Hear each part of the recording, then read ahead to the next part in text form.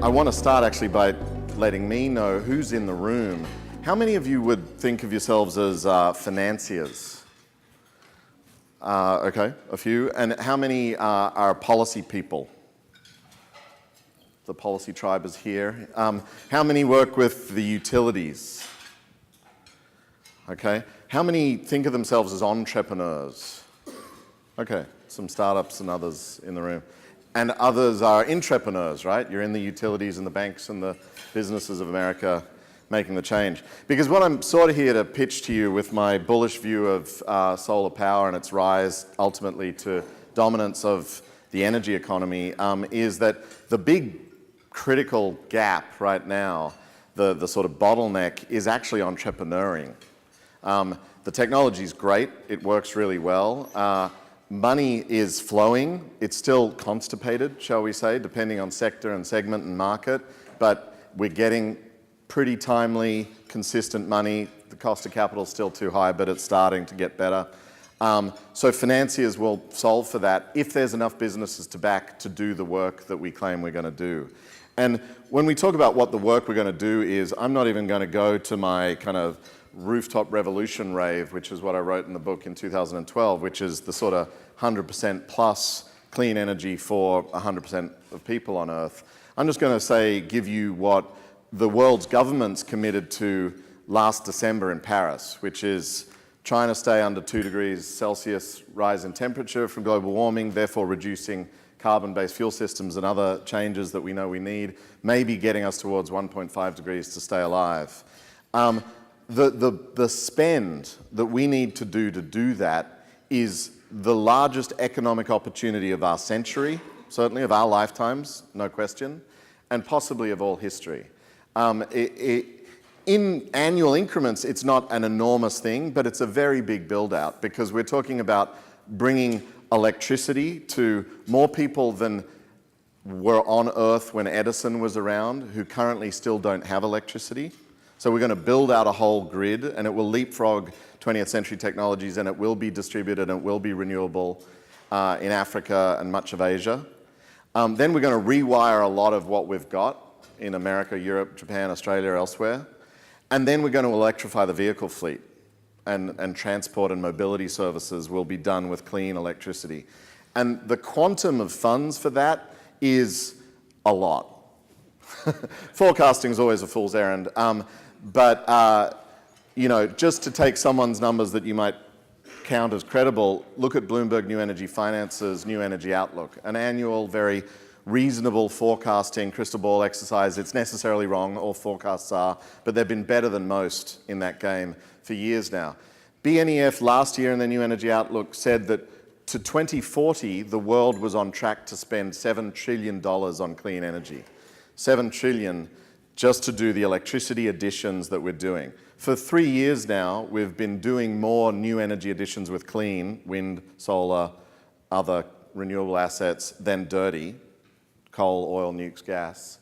So that's already the trend. So business as usual is doing renewables, $7 trillion worth of renewables over the next 25 years. You get the maths, right? Post-Paris, they reforecast those numbers. To do what Paris committed us to do as nations, that number grew by 75% to about $12 trillion. That's just the electricity sector of this puzzle, this great economic opening and opportunity. So, as I say, we're on path to build trillions of dollars of value. That's wealth creation, that's job creation, that's an incredible opening and opportunity for a nation such as the United States, for a state such as California. You would have heard this from previous speakers today about the California renewables rush and how we can be front and center of that change and capture some of that $12 trillion, some amount of it. And that is our opportunity. The deficit, the dearth, the bottleneck, the bit that needs to be fixed for, in my view, is there's not enough companies to back doing the work. Whether they're companies that will quickly be acquired by Edison or whether they're companies that will become greater than Edison could ever have imagined being.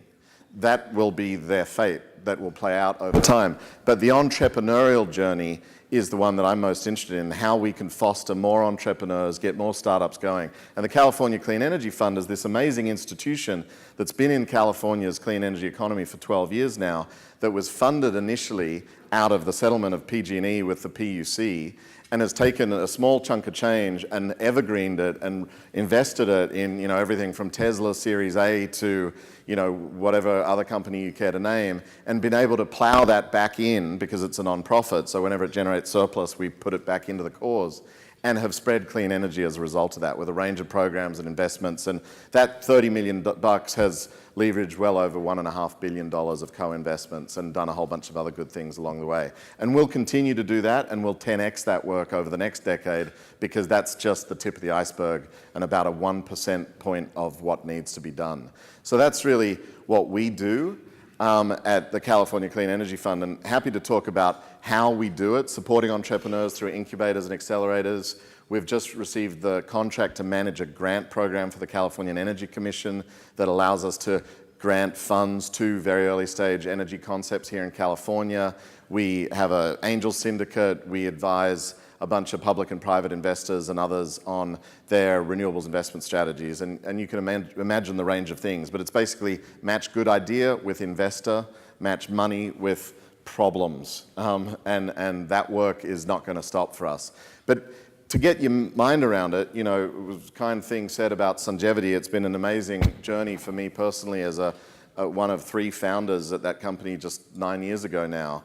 We're still privately held, so I'm not going to tell you the market cap, but, you know, I'm glad to say it's significantly more than Peabody, shall we say, which is kind of fun. And, you know, we're getting up there. As hard as that decade has been of work and, you know, making that 1,000-person team hum and succeed and spread not just to 12 states, but across to Europe and 3 other countries, and all the good things we've done, we're not even $1 billion business by market cap. To make $1 trillion, you need 1,000 of those. To have 1,000 highly successful companies, you need 10,000 to try. That's the hit rate. That's the attrition that occurs. You know, to get your solar cities or your Teslas, you need hundreds of others to come up from the bottom up with the ideas and the innovations and the entrepreneurial zeitgeist to make the change and the innovation, adaptation, deployment, and scaling that is $1 trillion value creation story. So that's why we need more entrepreneurs now. So that's why we're here. That's why CalCEF exists, and very excited to rave with you about it in Q&A. But again, just to remind you of the dynamic of the energy economy at the moment, you can't underestimate this virtuous spiral, in my view. For others, I get it. You're in the midst of a world of pain because it's a vicious cycle. The utility death spiral, it's been called by some. Although, you know, I didn't have the benefit of sitting in on the previous panel and nor the subsequent ones will I be able to stick around. But, you know, as far as utility 2.0 goes, I'm a believer. I feel, and Sungevity has long had this view, we need to partner with all the existing players in the electricity space to make this change happen at the pace that's going to happen. Sungevity, for example, took an investment from E.ON about 2 years ago, which I helped bring in. E.ON's the largest of these utilities. It's struggling with that change, no question, but it is making a 180-degree turnaround in its business model, as you know, to change before it gets destroyed by the market. And let me assure you, the winds of change are rapidly increasing. You know, like Peru this year has seen 2 remarkable moments, in my view, and Peru I'd use as an example because it's one that no one ever uses, right? You know, who thinks of Peru as the vanguard of renewable adoption? Peru has seen PPAs signed this year, one for wind at 4 cents a kilowatt hour and one for solar at 5 cents a kilowatt hour. Once you're doing wind and solar projects at scale in Peru at 4 and 5 cents a kilowatt hour, it's all over Red Rover for everyone else. Because you and I both know you can't build a coal or a gas or a nuke for anything like that. And be able to sign with confidence that 20 or 30-year PPA with that generator. So that's the change that is sweeping the world, and it's a dramatic one. We say disruption lightly, but, you know, I made a slightly schadenfreudish statement about Peabody a moment ago. It's actually a problem for me that the 5 US coal stocks that were worth $100 billion a decade ago are worth less than $1 billion today. In fact, as you know, several have gone out the door backwards and left all their liabilities to all their pension holders and all the reclamation bonds and all the rest of it on the public purse. That sort of change that we're seeing will sweep the oil and gas markets, in my view, too, as we go towards this electrification of vehicles and this spiral continues to cycle through the economy. And be sure it will. This is an exponential curve. Humans are poor at understanding exponentiality. We think linearly. We look out into the future and we see a line. We don't see a curve with a very steep ramp. But be sure to know we're on a very steep ramp, and it's driven by something called cost. Nothing else. The technology curve, you've all seen it. As the volume expands, the price drops of the core system. There are ancillary costs. We have to encounter the whole system, no question. But this driver of solar in particular, being a flat plate semiconductor technology that once you chunk it out in its modular form, will displace everything in its path, is real. When? I don't know. If, I know for sure it's going to happen. And I'm not like alone in saying this. Shell says this. They just put it 70 years out. I was at a meeting in Berlin 2 weeks ago. The Saudi oil minister was there effectively signing off on this. Elon Musks of the world think it's by 2050. I don't know when we get there, but we will get there. We will be a solar-powered civilization, largely based on flat plate photovoltaics that are cheap as chips. And just like microprocessors before them that made microprocessing power ubiquitous and almost no marginal additional cost, electricity will become an abundance, not a scarcity. That's actually a good thing for the world if you think about it. The transition process, that's challenging, no question. But the curve is real. In this country, this year, look at this build out. Like, we're doing 15 gigs of solar in America. How many, nukes get built in a year? None. They don't get built in a decade these days. So we are basically, the reason I get to say 15 is because this number ain't counting the distributed, just FYI, the solar cities, the Songevities, all the rest of it. EIA has had a problem with that for some time. But when you're able to do that, and by the way, we're being beaten by the rest of the world by a factor now. The story is being written, whether or not you're on board with it and realize it or not.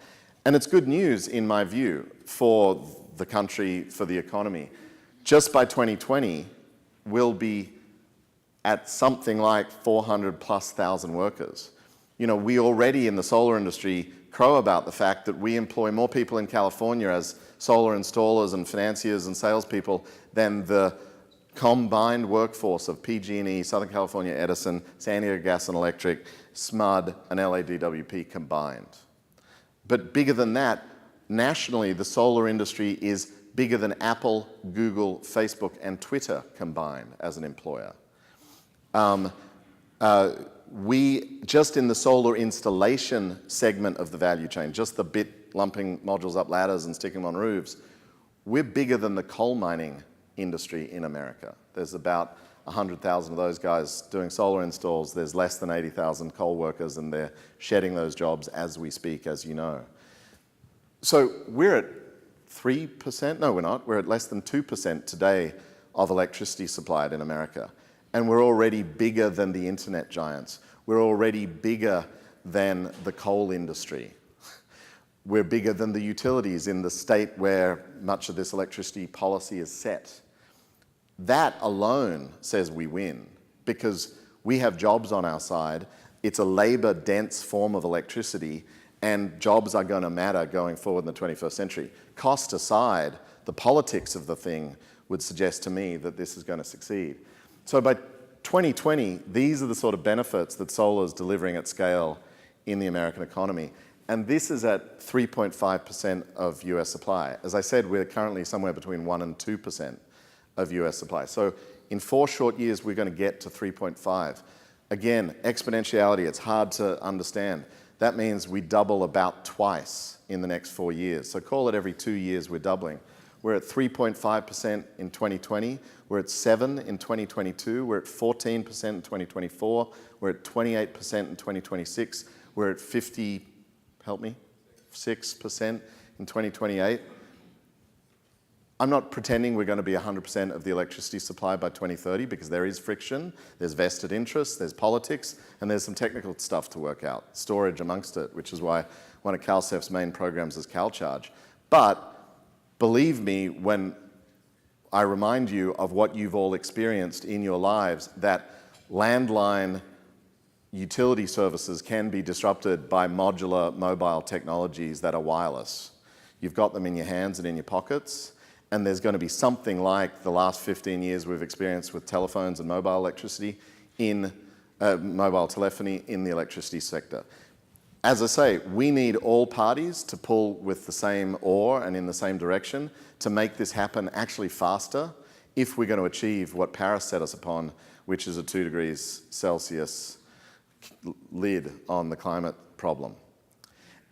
And the last bit as to why I'm confident that this is going to come to pass is simply because of our trading partners and the global economy around us. As I said, as exciting as it is that we're doing 10, 12, 15 gigawatts, whatever we get to this year in the United States, you can be sure that our biggest partners, China and Europe and soon India, are going to be doing more. And as of next year, I think China and Europe will also be putting a cap or a cost on their carbon by combining their trading, emissions trading as markets as a likely outcome in 2017, which means that a default global price on carbon starts to settle in, and so it becomes even harder yards on the other side of the renewables rush that we're driving and leading here in California. So I hope that I haven't been redundant and repeated what you already know. I hope some of that's of use. And again, to say, I look forward to actually partnering with everyone in this room in making sure the finance does flow, creating the enabling policies for that, because it's still sticky and constipated in places, like I said, and it still costs way too much. And then getting others coming up behind us to make all the bits of this future come to pass as quickly as we can if we're really going to get to 1.5 to stay alive. Thank you very much.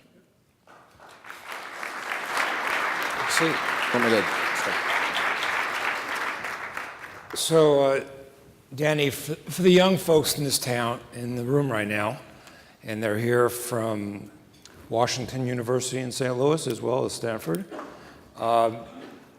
what makes a Danny Kennedy a Danny Kennedy? At age 12, you were involved in a fight against a dam in Tasmania. What makes a 12-year-old take on an environmental challenge? I'll be honest, at that age, it was probably the girls. At age 12? Teens, I can honestly say, let's say social motivations. I found a group of people, I fell in with them, had a lot of fun. We stopped a dam. I mean, I'm being a little bit silly. I was passionate about that, a wilderness that was going to be flooded for a dam. We've lived this here in the Bay Area with Hetch Hetchy, and didn't want that to happen to the Franklin, which is the river that we protected in Tasmania in '83. But then, fell in with that group, became a lifelong activist, but then I stopped that life and switched career and started companies instead, because actually, I think that the campaign now, whether you consider yourself an activist or not, is building the companies that are going to deliver the solution. We're all aware of the problem. I mean, notwithstanding some people running for president, we know the weather's getting weird, right? Fiji just had the second cyclone of the season after it had its 1 in 100 year cyclone. January is the hottest year on record. I don't need to get into the litany of bad news. We're changing the weather. We're going to stop changing the weather and stop digging the hole and put down the shovel shortly. Now that we know that, even if it's unconscious and in the back of our head, what we actually need is leaders, like the people in this room, to make the change. So you're talking about the enormous scale-up that's required. Yeah. Utilities, in their DNA, has been the ability to raise vast amounts of capital and undertake very complex, extensive projects. How do you get them to sign on to this campaign? Will they come to it on their own? Or does an entrepreneur have a role to play in bridging the old culture and the new culture? Both and. So yes, they will come to it on their own. You know, I've mentioned E.ON. Here's a company that a decade ago, you know, generation was its business, 80% of its revenues. Today it's nothing, and they're trying to sell Uniper to the German public on the stock exchange so that they can focus on retail electricity and renewables. And that experience where they shed enormous amounts of market valuation and their peers crashed around them in the German market and the European market more broadly, the 17 countries they serve really made them aware they had to do it. There are entrepreneurs at E.ON. There are entrepreneurs outside E.ON that are helping them, cajoling them, competing with them, making them want to make the change. You know, the market, which hasn't really had sway in the electricity space for a century, is actually a really interesting thing. Competition does work, and it drives change fast. And in more competitive electricity markets, I'm from Australia, we have one there, Europe, elsewhere, you see this change sweeping very fast and utilities turning quickly to try to stay with it so that they can continue to play and raise big money. And, you know, for them that may mean lower future top lines, but higher, healthier bottom lines as businesses. It does mean a cultural shift about what they think their business is. So when you're sitting at home at night after your day at CalSF and enjoying a nice red glass of Californian wine, what do you think about it as the next business you'd like to start? Oof.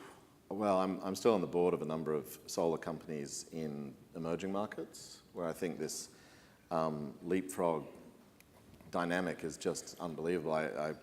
I started a business which is an incubator in Oakland, California. We have about 25 companies at any one time sort of coming up with, you know, solutions to utilities, data needs, or other parts of the puzzle here in the States mostly. But every now and then we see one spring up that's sort of addressing that need of those billion-plus humans who don't currently have electricity at all on Earth. One of them came out of a hackathon we hosted. If anyone's ever been to a hackathon, a kind of cool thing where software programmers come together and hack something together in a weekend, and they literally hacked the mobile money platform for subscription payments to rural electrification in Kenya together, using the language used in the financial transactions in the Kenyan cell phone system. That business built 2 microgrids in the first year, 4 last year. This year, it's just announced it took a 20 million Series A in. You know, like Sundevi had a 2 million Series A, just as a measure of the market and what people think is the relative potential total addressable market. And Caterpillar, Total, and First Solar are on the cap table. And they're doing 100 villages in Kenya this year with this technology platform based on solar microgrids, financed by Enel, the Italian utility. And basically Enel's CEO was very clear with us. He was like, this is how Italy kind of went solar, lots of little village-based grids. And that's how Africa's going to go solar. There will be no central station model. And that microgrid fractalization, whatever you want to call it, will stitch together until there's a web of electricity service provision across the continent. But for these folk in this particular county in Kenya, where Power Hive is the name of the company, has been granted the concession. There's only 2 entities in the country of Kenya, the state-owned one and this company. And they're licensed to provide electricity to these people. They're providing full service AC day in, day out, all mediated through the cloud, controlled from a little, you know, incubator in the East Bay by cell phone and computer. And it's a beautiful thing. And that is the crazy greenfield rush that I'm interested in personally, to answer your question about what businesses I'd get into, but no shortage of them. I mean, my business is actually making businesses now. That's what CalSF does. You know, we're not selling bullets, we're making guns. And that's what the world needs. Like, if we're really serious about fighting climate change, we need more armor to do it. You know, more, sorry to use the military metaphor, but weaponry. So just trying to imagine a world that you're painting that's 100% renewable, where the 2 billion people on Earth without any electricity have access to electricity, and where the price of the commodity comes vastly down. What's that going to do to human civilization? Will it end war? Will it end hunger? You know, I believe in the vision you just painted and wrote about it in my book, but it coincides in history, unfortunately, with a period of rapid external environment change, where coastal cities go underwater, refugee populations grow, and all that we know is coming, has started, in fact, with Syria, etc. So it's some mixed blessing. You know, it's an interesting time. There are always interesting times, I guess. But I think there is an abundance possible with electricity that has never been around for the 200 plus years we've had the steam boilers and the 100 plus years we've had electricity, which is that it just becomes kind of like computing power. I mean, everyone knows that a computer was actually a room with women mostly working numbers on paper and pencil, and then that computer got converted into machines and then miniaturized and put onto a semiconductor that got miniaturized further and became more powerful until computing power, the power of crunching ones and zeros, has become so cheap that we put it in our glasses, in our phones, and all that. And between batteries, which also follow a similar technology curve, the lithium-ion cells are 25 years old this year. So their learning curve is only an infant, actually, in a technology sense. And then photovoltaics, which are 1954, whatever that is, 60 years old, we're going to ride that curve down to a point where the power called electricity, yeah, it's just everywhere. And it's available, and we patch into it. It's on the screen, powering the screen. It's on my clothes, powering the phone in my pocket. It's on the street, charging the car inductively. It's on the skin of the building, the roof, etc. What does that avail to humankind? I don't know that it's peace, love, and mung beans, but it's something kind of cool. Well, come back in a few years and we'll talk about it some more. Thank you, Danny Kennedy.